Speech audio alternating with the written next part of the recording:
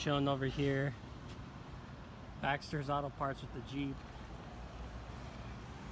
Literally just installed this PSC kit a couple of days ago. And because I have a supercharger, there's no like legit belt spec for what I need to run with my supercharger. Long story short, I had a little belt squeak. Thanks. I knew the belt was a little big, but I figured, heck, I'm just gonna figure this shiz out another day, because I got my brackets made for my ORI struts, and I was pretty excited to get it down there just to mock everything up real quick. Anyways, I had a little belt squeak, pull into Baxter's Auto Parts to get some belt dressing. Spray this on and take the squeak away so that I don't look like a clown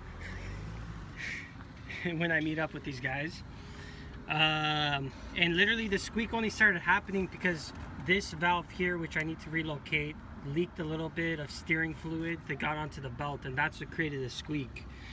So long story short, poured some belt dressing onto the belt. The belt fell off, everything was okay. Threw the tensioner back on. Tensioned it, put the belt back on, everything was fine. The squeak was still there though, you know, and obviously it squeaks a little bit while you have that dressing on. But anyways, decided to spray some more on there. What do you know, the freaking belt pops off again, except for this time it decided to wrap around the pulley twice. So since I got the top off the Jeep, doors off and everything, I didn't have all my dang tools. Luckily my cousin was cool enough, he came by, picked me up, took me home, and I went and I picked up all my tools. So now I'm back, gotta freaking do this parking lot repair. I figure if I take off this pulley, I'll be able to just slide the belt right off the pulley, and I'll go back inside Baxter's and get a belt that's like half an inch smaller, and I honestly think that this is gonna fix the problem. But yeah, I'm gonna get going on this shiz. So it's just a 14 millimeter on the pulley. I already broke the tension off using this as a ratchet. Unscrew the bolt off. And hopefully I'm just going to be able to pull off this belt insanely easy now.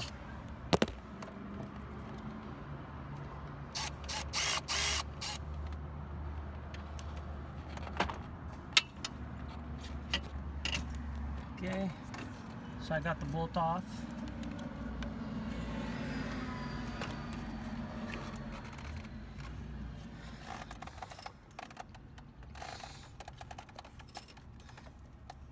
And honestly, actually, I think I'm gonna have to truck and cut this belt off, to be honest, because to slide off this pulley, it's gonna have to slide off this way, and it is not going to slide off even with it unbolted, I guarantee it.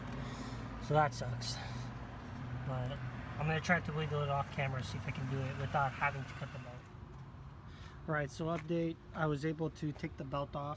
All I did was remove these two little supports from each side of the pulley. And I was thinking I could slide the pulley off, but apparently to slide the pulley off I gotta loosen a ton more stuff up. But luckily I didn't need to do that to take my belt off. I didn't even have to cut it off. I was able to just pull it off, which is pretty baller. And here's my new belt right here. It's a little smaller, so I'm hoping that I can just slide this pup over this pulley, route it properly, get everything buttoned back up again in a couple minutes, and give it a test. I'm sure it's gonna work now. I'm just hoping that I can take care of this in like 10-15 minutes. The fun of owning a Jeep, guys. You fix one thing, which is the steering, just to create another problem, which is not being able to steer at all. Or drive it or whatever, but part of the process. Anyways, I'm gonna throw this on, make sure that it works. Cross your fingers for it. Cool, so I got the new belt around the pulley, and coming out on this end, coming out on this end. Next thing I gotta do is route around the actual steering pump. But anyways, I got it situated properly, which is really awesome. And all I gotta do is go around the idler pulley, the AC, all that other crap, and throw the belt tensioner around it, and I'm ready to start her up. Obviously just put my other crap back together, which is gonna take me like 2 minutes. Pretty sick, man, out here, Baxter Auto Parts.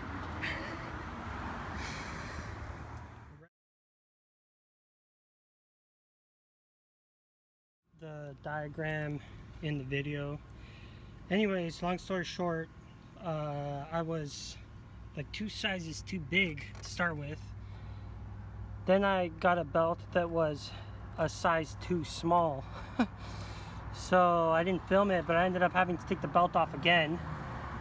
And these guys at Baxter's told me that they had the size, and the computer said that they had it, but they couldn't find it on the shelf. So what they ended up doing is sending me across the street to AutoZone, and they had it. So just got it popped on, routed properly and everything. I'm gonna just put everything back together, start wrap, and let it rip. So I just have one more to tighten.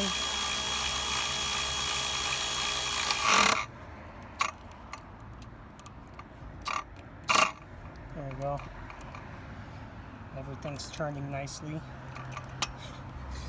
Hope that's tight enough, man. I think I'm gonna have to put my actual big gun on there to tighten this, but it'll be fine. I lied, I gotta tighten that one, and I'm all done, ready to start this pop-up after I throw the filter on.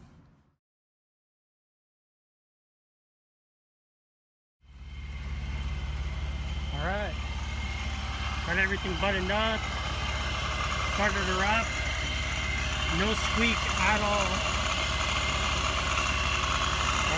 Everything went together super nicely after I got the right size, of course. Sweet.